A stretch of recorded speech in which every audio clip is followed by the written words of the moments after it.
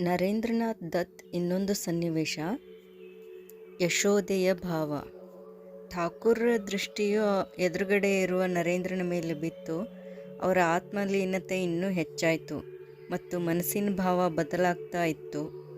ಇಲ್ಲಿ ಕುಳಿತಿದ್ದಾನೆ ನರೇಂದ್ರ, ಎಷ್ಟು ಚಿಂತಿತನಾಗಿದ್ದಾನೆ. ಇವನ ಅಮ್ಮ ಇವನನ್ನು ಸಂಸಾರದಲ್ಲಿ ಬಂಧಿಸಿ ಇಡಲಿಕ್ಕೆ ಇಷ್ಟಪಡ್ತಾಳೆ. ಅವಳು ಇವನು ನೌಕರಿ ಮಾಡಬೇಕು, ಮದುವೆ ಆಗಬೇಕು, ಸಂಸಾರ ಮಾಡಬೇಕು, ಹೆಂಡತಿ ಮಕ್ಕಳನ್ನ ಸಾಕಬೇಕು ಅಂತ ಇಷ್ಟಪಡ್ತಾಳೆ. ಆದರೆ ಇಲ್ಲಿ ಮಹಾಕಾಳಿ ಇವನಿಗೋಸ್ಕರ ಪ್ರತೀಕ್ಷೆ ಮಾಡ್ತಾ ಇದ್ದಾಳೆ. ನರೇಂದ್ರ ಇಲ್ಲಿ ಯಾವಾಗ ಬರ್ತಾನೆ ಮತ್ತು ನನ್ನ ಕೆಲಸ ಯಾವಾಗ ವಹಿಸ್ಕೋತಾನೆ ಅಂತ ಕಾಯ್ತಾ ಇದ್ದಾಳೆ. ಮತ್ತು ಈಗ ಠಾಕೂರರು ಕಾಳಿ ಮಾತಿಗೆ ಆಶ್ವಾಸನೆ ಕೊಡ್ತಾಯಿದ್ರು. ನಾನು ತರ್ತೀನಿ ಮಾ, ಅವನನ್ನು ನಾನು ಕರೆ ತರ್ತೀನಿ. ಎಂಥ ಮಂತ್ರ ಓದ್ತೀನಿ ಅಂದರೆ ಯಾವುದೇ ಸಂಸಾರದ ಕಟ್ಟುಪಾಡುಗಳು ಅವನನ್ನು ಕಟ್ಟಿ ಹಾಕಲಿಕ್ಕೆ ಆಗೋದೇ ಇಲ್ಲ. ಅವನನ್ನು ನಾನೇ ನಿನ್ನ ಹತ್ರ ಕರೆ ತರ್ತೀನಿ. ಠಾಕೂರರು ಈಗ ಎದ್ದು ನಿಂತು ಸಮಾಧಿಸ್ಥರಾದರು.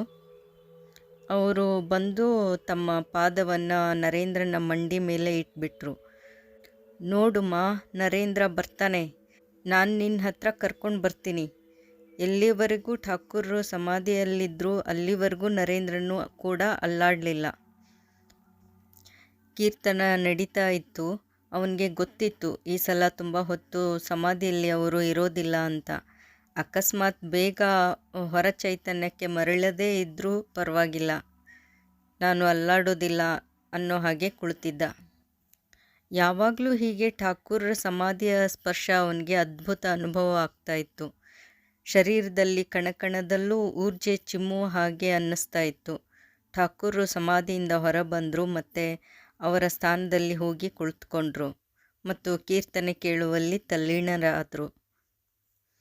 ಅವರು ಸಮಾಧಿಯಿಂದ ಹೊರಗಡೆ ಬರ್ತಿದ್ದಂಗೆ ನರೇಂದ್ರನೂ ಕೂಡ ಸಂಮೋಹನದಿಂದ ಹೊರಗಡೆ ಬಂದ.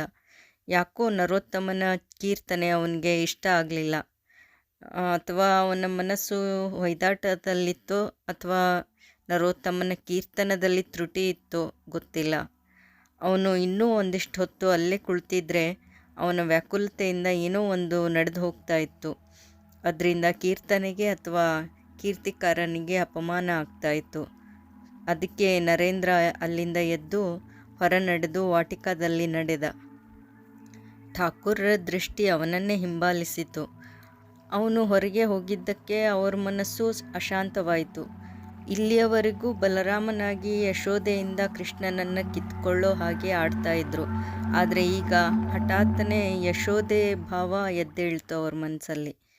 ಕೃಷ್ಣ ಎಲ್ಲಿ ಹೋಗಿದ್ದಾನೋ ಏನೋ, ಅವನಿಗೆ ಹಸಿವೆ ಆಗಿರಬಹುದು, ಎಲ್ಲಿ ಅಲಿತಿದ್ದಾನೋ ಏನೋ ಗೊತ್ತಿಲ್ಲ. ಅಲ್ಲಿ ಯಾರಾದರೂ ಅವನಿಗೆ ನೋಡ್ಕೊಳ್ತಾರೋ ಇಲ್ಲೋ, ಯಾರಾದರೂ ಅವನಿಗೆ ಊಟ ಕೊಡ್ತಾರೋ ಇಲ್ಲೋ ಅನ್ನೋ ಭಾವ.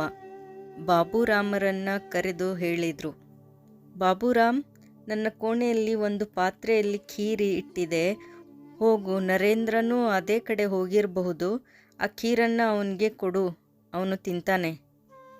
ಬಾಬುರಾಮರು ಏನೂ ಕೇಳಲಿಲ್ಲ, ಬರೀ ನೋಡಿದರು. ಆದರೆ ಅವರ ಕಣ್ಗಳಲ್ಲಿ ಪ್ರಶ್ನೆ ಇತ್ತು. ಏನು, ನಾನು? ಠಾಕೂರರ ಕಣ್ಗಳು ಈ ಪ್ರಶ್ನೆಗೆ ಉತ್ತರಿಸಿದಂತಿದ್ವು. ಅವನು ಏನಾದರೂ ತಿಂದಿದ್ದಾನೋ ಇಲ್ವೋ ಅನ್ನೋ ಹಾಗೆ. ಹೋಗಿ ಕೊಡು. ಬಲರಾಮರು ಹೊರಡಲು ಎದ್ದು ನಿಂತರು. ಆದರೆ ಅವರ ಹಾವಭಾವ ಹೇಗಿತ್ತು ಅಂದರೆ, ಆಯಿತು ನಿಮ್ಮ ಖೀರು ನರೇಂದ್ರನಿಗೆ ಕೊಡಲಾಗುತ್ತೆ ಅನ್ನೋ ಥರ ಇತ್ತು.